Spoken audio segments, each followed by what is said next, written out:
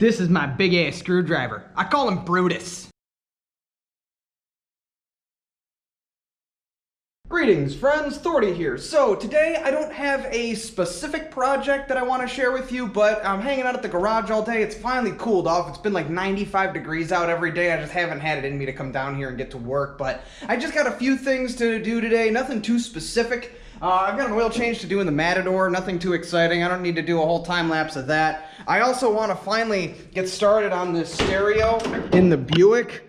I want to get that thing dealt with. We're going to do a little bit of that. Previously we came down here and we started stripping the bumper of the of all the like nasty chrome and everything. We filmed it, but it's pretty boring. I'm not gonna do a whole time-lapse video about just taking a wire wheel to that and stripping the chrome. So we're pretty much gonna get that done probably in the next couple weeks, and then I'm just gonna paint it with some chrome paint. I want to get that finished so we can get the inserts back into the bumper because I'm tired of it looking like this. I at least want it to be somewhat presentable.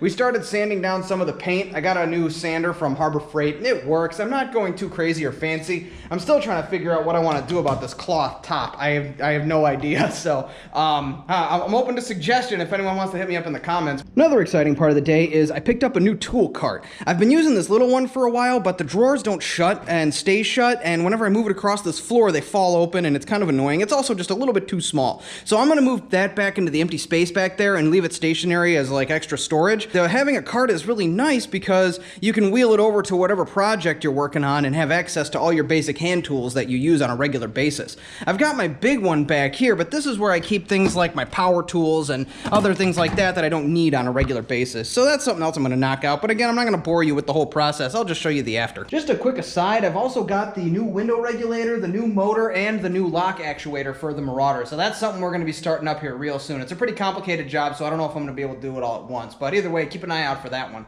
Alright, I went ahead and put the Matador up on its ramp so I can start draining the oil, but I'm not trying to crawl under a hot car today, so I'm going to let that sit for a little bit. In the meantime, I've been looking at this stereo situation in the Buick, and I've come up with a solution here. I'm going to get rid of the ashtray. I think I'm going to be able to fit it in there. I might have to do a little tweaking, but I'm sick of looking at this, and I want it to go, so I'm considering what I did in the Matador, which I'll show you right now. So this is what I did to the Matador. I wanted the stock stereo to stay completely untouched. It still functions. There's a single speaker up here and it works, but it sounds like garbage because it's built in 1972.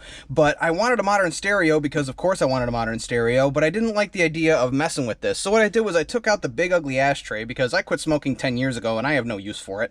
And I stuck the stereo in its spot. It was plenty of space for it. And I even kept the front plate that went on it. And what I want to do is eventually get some hinges to be able to cover this up and have a little magnet to pop this open, access my stereo, and then hide it.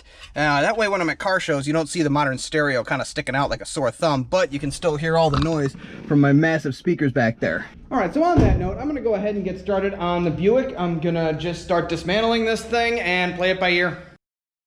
Fortunately, this thing wasn't secured very well, so it came out really easy. I really don't want to mess with the stock stereo. Just like the Matador, I kind of want it to remain untouched, but I don't need the ashtray, and I think it'll be fine sitting underneath the other stereo. I don't need to camouflage it like I want to do with the Matador, but at least it won't disrupt the look from the stock dashboard. There wasn't all that much holding in the old ashtray, just 4 bolts which came loose with no trouble at all.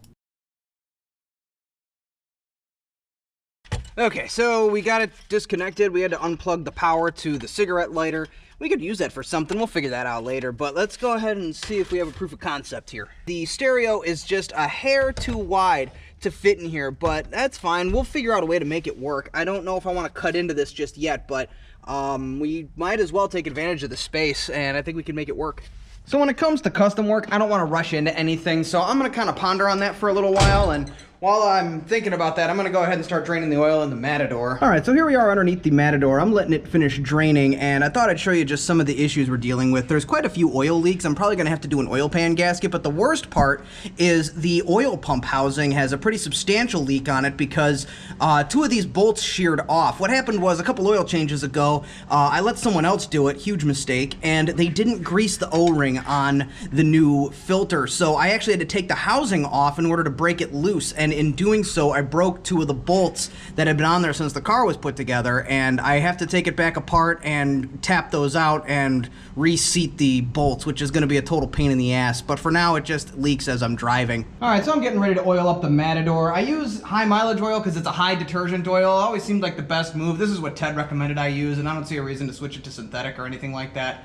But you're probably noticing I changed my shirt. I don't crawl under cars in my nice shirt. I use these old nasties from the military. So anyway, I'm going to go and oil it up, and then we'll get back to talking about the Buick. All right, so the oil change is done on the Matador, and I got the stereo out in the Buick here, and I'm just trying to figure out exactly how I want to mount it up there. I've determined it will fit where the ashtray was, which is good. It's just a matter of how exactly I'm going to mount it so that it's secure. I'm not going to reach a conclusion on that today. It's something I'm going to sleep on and try to figure out, and I think the answer will come to me. These kinds of things it usually does. So that's pretty much all I'm going to do for the day. I'm coming up with plans for how we're going to finish stripping this, and we're going to paint that with the chrome paint. Again, I'm not going to do anything too crazy.